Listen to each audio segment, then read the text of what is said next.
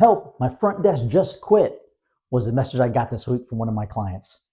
I'm Dr. Kali Hewlett, over 15 years as a practice owner, multiple locations, millions in annual revenue, and I'm here to share with you some of the most valuable lessons I've learned along the way. If you've been in practice any period of time, you've probably experienced this. Your front desk leaves, and sometimes it's suddenly. Our knee-jerk response is often, let's find the closest, nearest, warmest body to fill that position as soon as possible. I'm here to tell you there's a right way and a wrong way to do this because I've learned the hard way. The wrong way can cost you millions in lost revenue. The right way can help generate millions in revenue. What do I mean by that? See, for my client and most practice owners, the front desk is the bridge, the gatekeeper between the general public and a paying patient. Somebody doesn't get into the practice to see your medical provider, your doctor, until the front desk lets them in. And what that means through text message, through a phone call, they are the gatekeeper, the doorman to the revenue in the practice.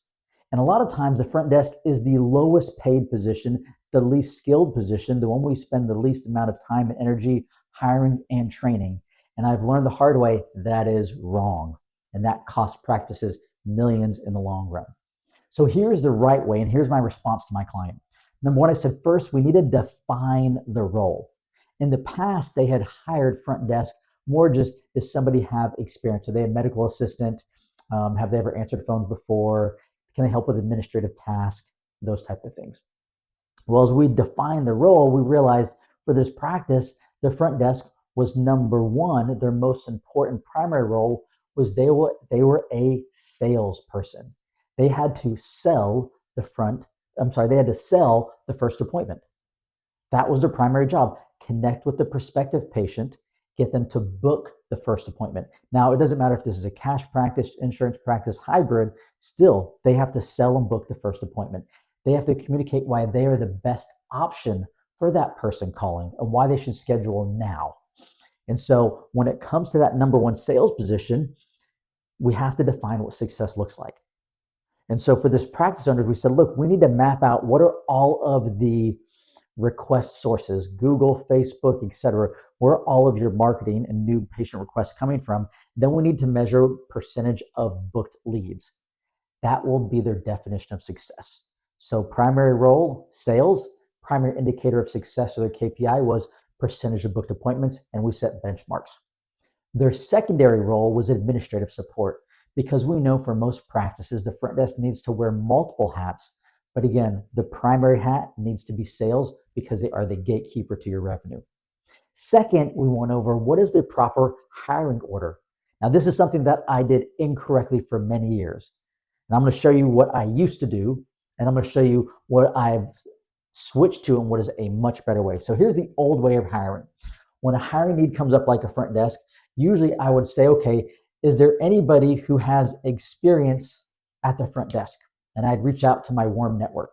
And if someone had experience, I'd try that fill that position as soon as possible.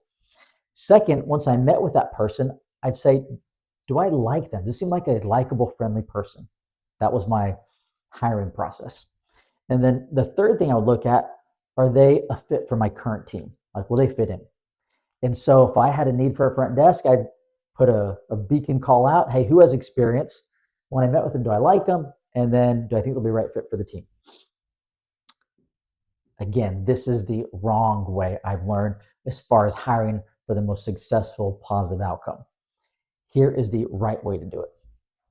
The most important thing is first, you need to assess, are they right for your culture? If you got a great culture, cool. Make sure they're right for the current culture. If you're in the process of upgrading your culture, make sure they're right for where your culture is going. There's that old saying, you can't train someone to be friendly. You just hire friendly people. So whatever the culture is, whatever the attitude is that you want in your practice, make sure that they currently possess that. Number two is you then assess, are they right for the leaders? Now, as a practice owner, that may be you if they have other managers that will directly work with them. But leadership style is often a reflection of the primary owners.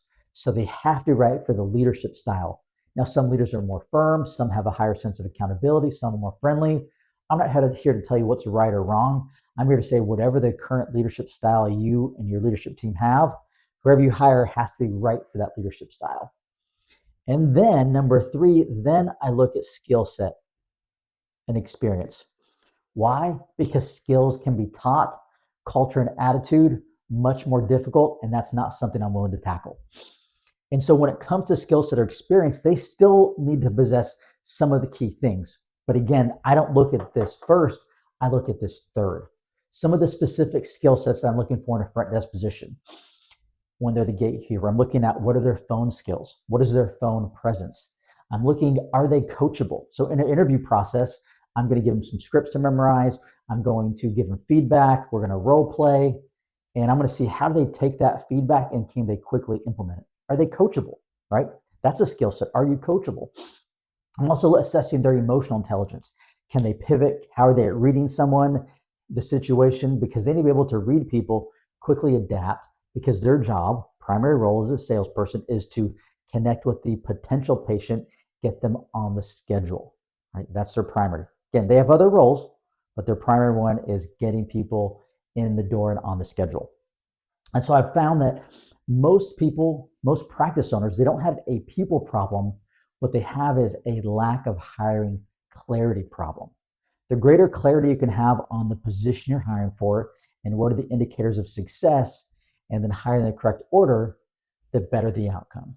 If you found this useful, please like it, share it with others, subscribe, and we'll see you next time.